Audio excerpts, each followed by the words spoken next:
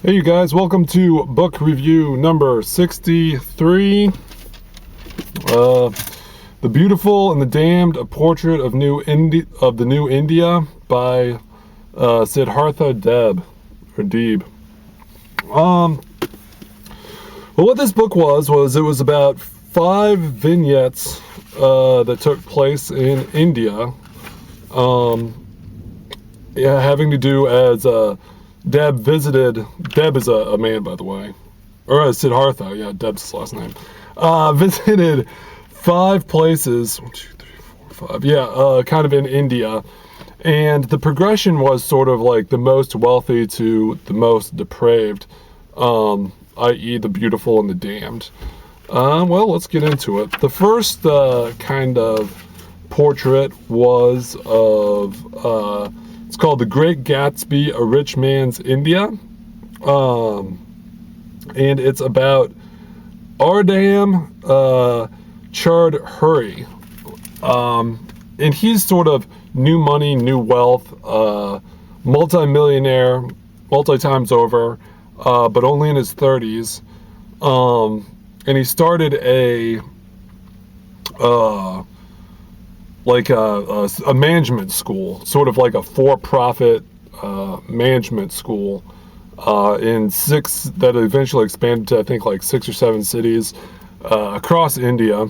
And he was also looking to expand into England as well as the United States, specifically for Indian Americans and Indian British.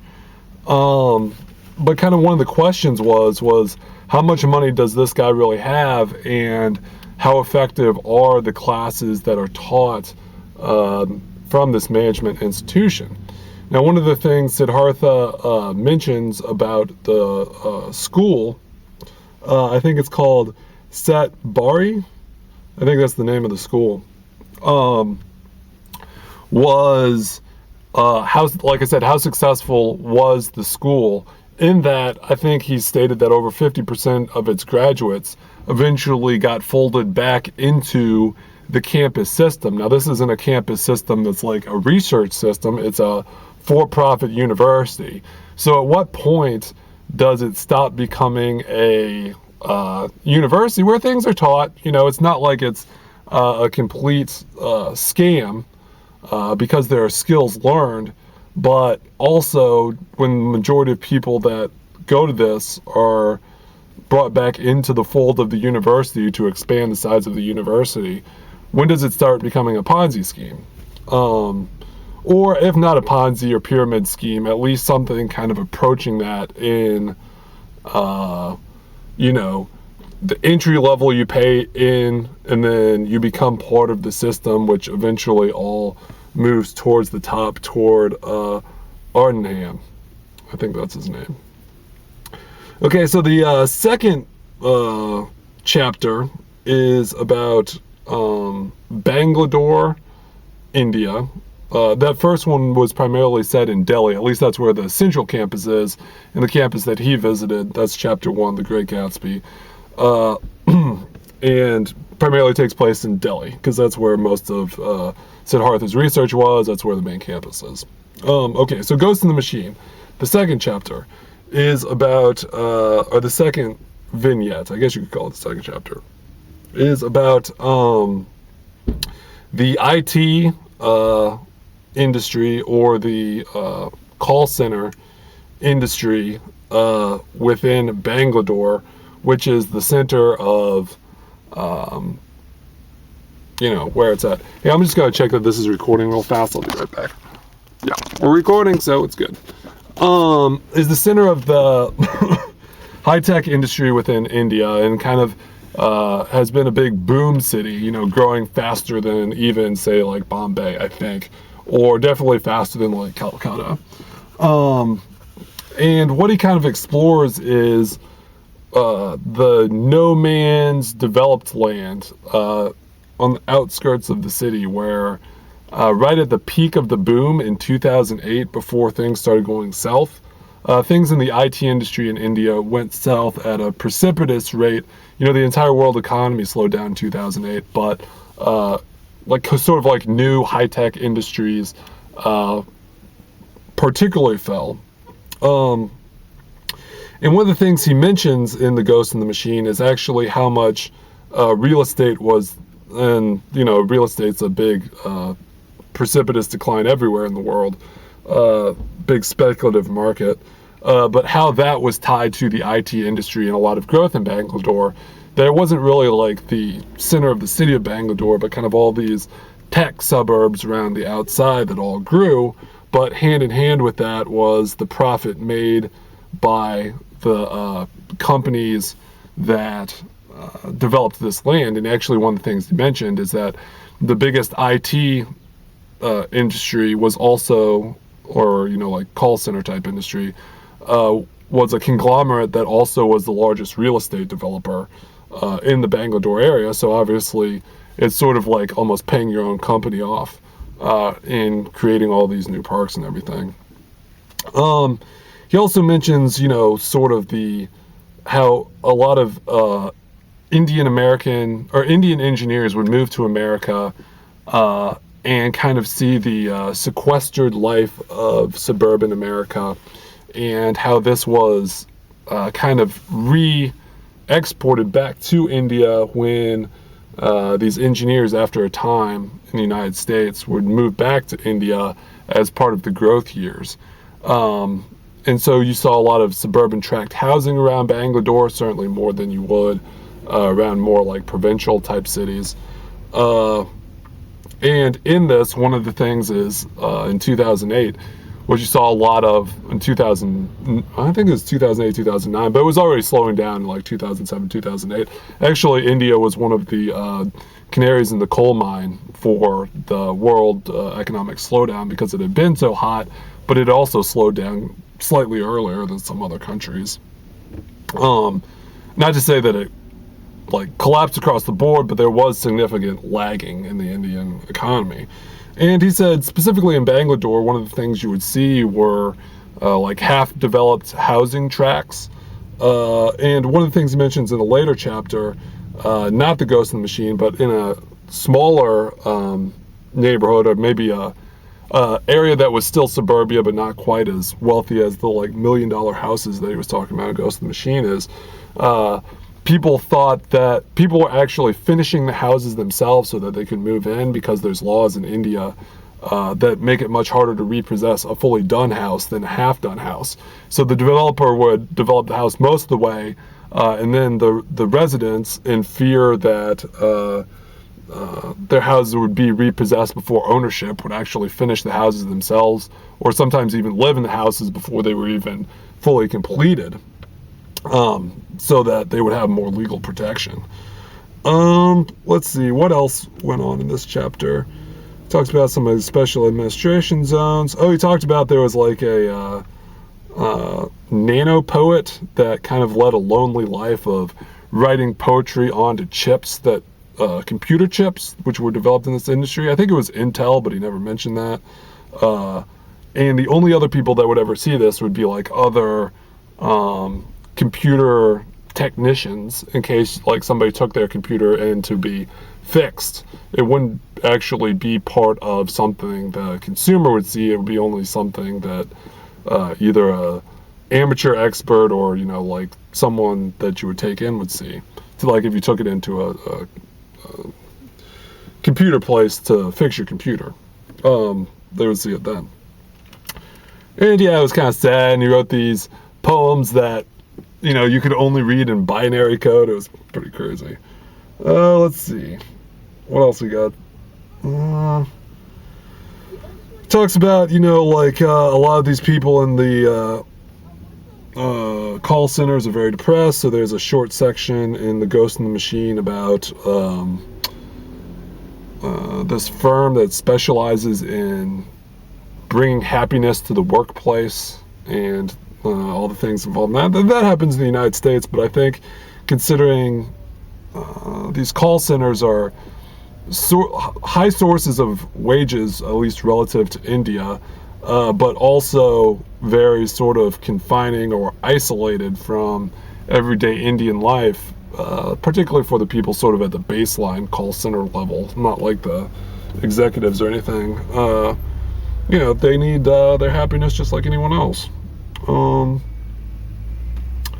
Talks about sort of the interrelationship between Dubai. Like some of the call center workers would move there to make some extra money just because the economies are so, Dubai's GDP per capita is way up here and India's is way down here.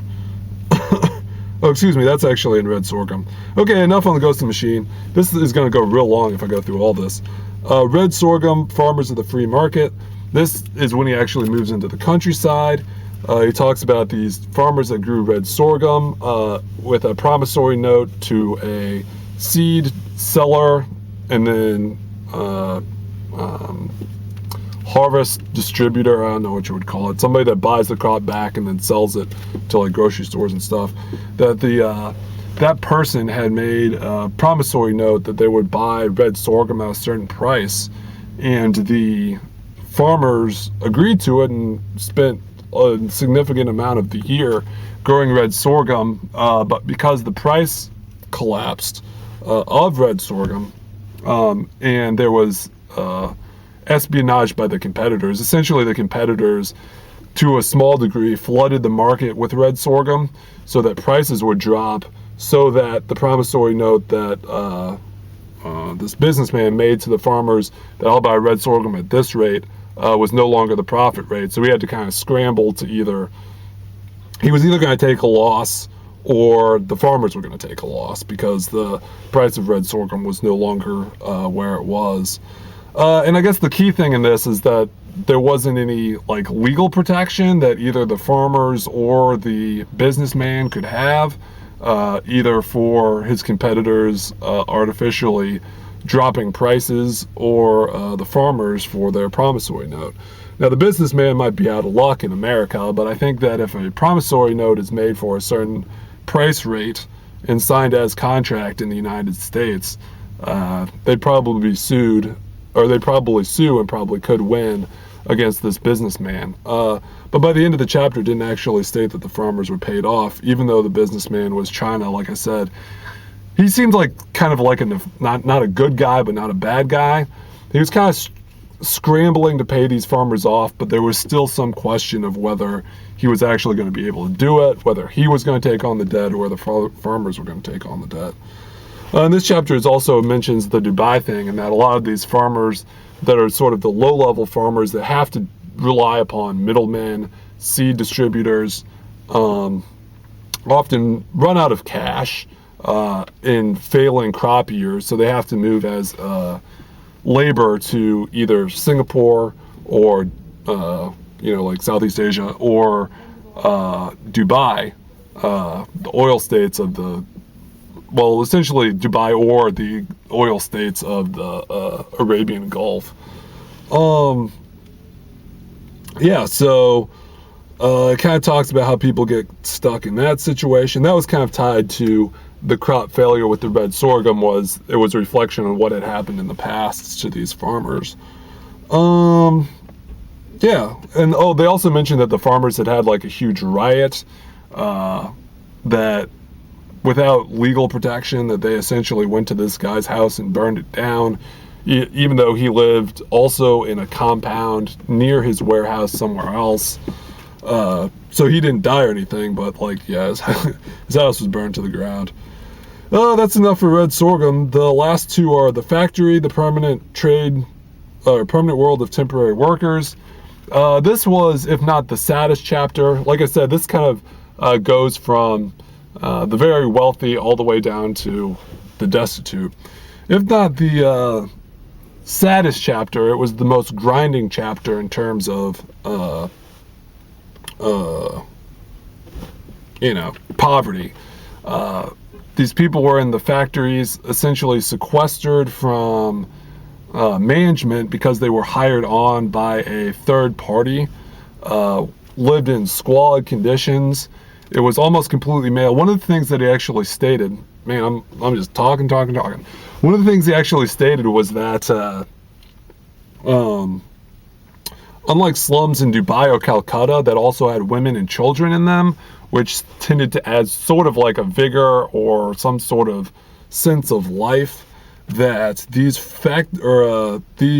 dormitories at the back of these factories in, I think he said it was outside Hyderabad, maybe, were only male, and so you had definitely that sort of gruff, all-male sense. You know, there was no female touch, if you will. He said that, you know, there was trash everywhere, and just, you know, a lot of these people were paid very, very minimally. And really you had basically the enforcers that were the third-party middlemen that made these people work, and then you had management that saw it as sort of the more the process, if you will, of this was in a steel works. And he also visited some of the people. Specifically, he talked to the guy that had to be real strong because he was the one that actually pushed the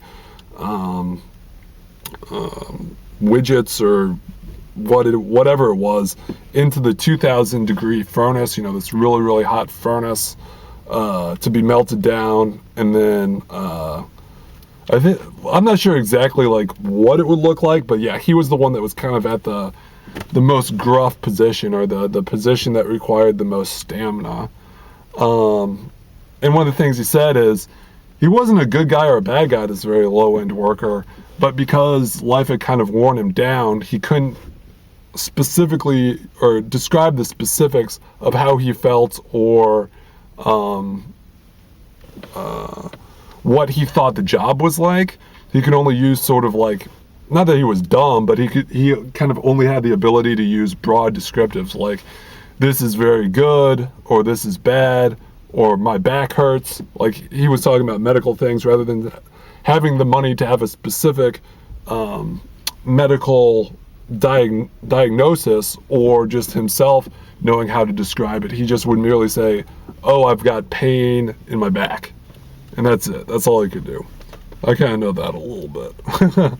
I work a manual labor job too in the United States. Oh, whatever. Let's see. And he talks about the market that was across the street. It was kind of dusty and barren, and he didn't say too much about the economics of the market, but just kind of visually described it. A lot of very kind of cheap setup stalls. Just your basic Indian fare of, you know, like lentils and dal and vegetables. Tea stands. And a lot of times, these people that sold at the market were people that would at times work in the factories and then would take little breaks and for 3 or 4 months set up these stands. And then when they were, you know, to sell basic foodstuffs, and then when they were done, they would move back into factory life. And the thing that really struck me about the factory was, at the end of it, he describes a worker who has truly fallen through the cracks, who snapped. And he was just kind of wandering down the road and just kind of walking like this, and eyes bloodshot, and couldn't really describe his surroundings at all. Who knows what actually led to this, but it was clear that he was sort of a migrant worker in this area. I should also say that in the factory, a lot of these people are temporary workers. And also, one of the things mentioned in the chapter was that previously they had hired workers from the Hyderabad area, but because it was sort of a close-knit community, they eventually tried to unionize. And once the union was broken up, most of the companies no longer hired locally because they thought that it would be an incentive to organize, and they would just have more of a community sense of organizing. So what they did is they actually hired migrant workers from all over the country who spoke different languages, who had different cultures, who would not unite, specifically so that they could keep wages low and, you know, keep the workers under thumb. Let's see. Oh yeah, this guy wandering down the street, just looking completely out of it, eyes bloodshot, not aware of his surroundings, just in a completely almost or either insane or almost insane state. And kind of the very visual at the end of this chapter was that he tries to cross the road, and inevitably you think that this is going to be the end of him, and this is going to be truly the temporary worker that's lost it, that's going to get hit by a car. There was a big highway that goes by this factory that they had recently built. It was like a big interstate highway. And so this temporary worker walks across it, and you think he's going to get hit, but right at the last second, he gets across before the cars come and hit him, and he just keeps meandering on and walking on. I don't know, it's very, I'm not doing it justice, but it was a very visual image of this destitute man. Okay, and so the final chapter is Girl from FB, the Woman in the Big City.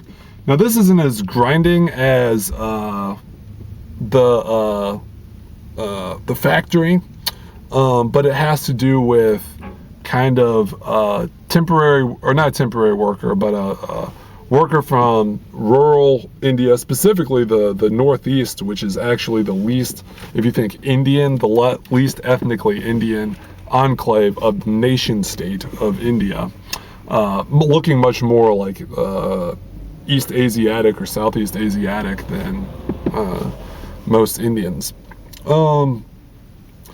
And so the girl from FB means food and beverage, and it just kind of talked about the minutia of food and beverage life, a lot like I would imagine it would be in the United States, in that it's very grinding work, if not like heavy labor work like the factory, but also just a lot of sort of conniving and backstabbing, a lot of kind of politics that are played out at a very personal level, you know, just kind of with how the tips are distributed, how people deal with clients, you know, how clients kind of erupt at some of these people, and also sort of the economics of these super, like, specifically like the super luxury kind of restaurants, the Shangri-La hotels, I think they described this restaurant Zest, which is where the girl, I think her name's Esther, but her name actually isn't Esther because she didn't want her identity known. She worked at this restaurant called Zest in food and beverage, and it was like one of the most exclusive restaurants in the entire world, and well, in all of India. I mean, it was like considered a top tier restaurant. But then it talked about her home life back in Northeast India, and how she had come from an area, if not completely destitute, like slum destitute, very village life, if not impoverished, low quality of life, without a lot of options. And so it kind of talks about what would motivate somebody to move out of this area and come to work in Delhi. You know, it talks about kind of, you know, her boyfriend who eventually cheated on her, but were they or were they not going to get back together? Talks about the luxury mall that this restaurant was in, where there seemed to be no customers, which was very strange. Yeah, I don't know. It was a good chapter. It was the one that was really grinding. It was the Manipur. Yeah, in Manipur, as sort of a juxtaposition of the type of girl that would be self-aware enough to go into F&B, food and beverage, to make a life for herself in sort of a straightforward way. Talks about a girl who fell through the cracks in Northeast India. He actually flew there from Delhi to do a short subsection of this chapter. And he specifically goes to a whorehouse and sees a woman that has fallen through the cracks. And yeah, that might be a stereotype, but she fell through the cracks and was addicted to heroin. And there were 4 beds in one room, separated by like a sheet curtain. And the prostitutes went there and had sex on the bed. Now, he he went into the room during the day, so he didn't see any of that.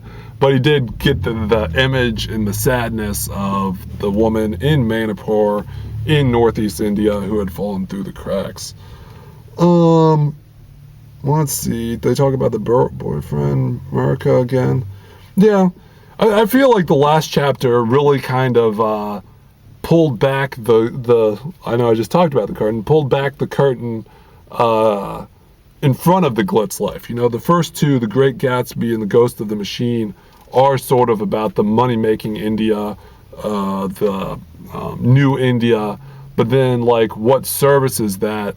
In the middle two chapters more talked about like agrarian or factory India, whereas the last chapter kind of pulled back on the curtain of the glitz and glam of modern India and showed if it's not a bad thing. You know, the author is kind of critical throughout the book of some of the economic policies, but is not just like rip it all down, communist revolution type thing. He just wants to shine the light on all the aspects of the society.